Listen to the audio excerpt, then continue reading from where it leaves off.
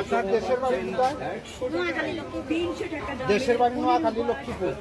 এইগুলা কি কি বেছেন আপনি? দেখান তো।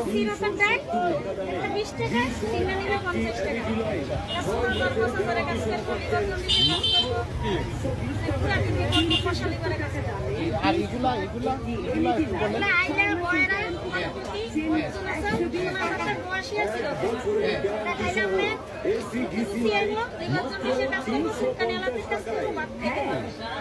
আপনার দেশের বাড়ি কোথায় বললেন? নোয়াখালী লক্ষ্মীপুর। তো আপনি থাকেন কোথায়? হবিগঞ্জে থাকেন।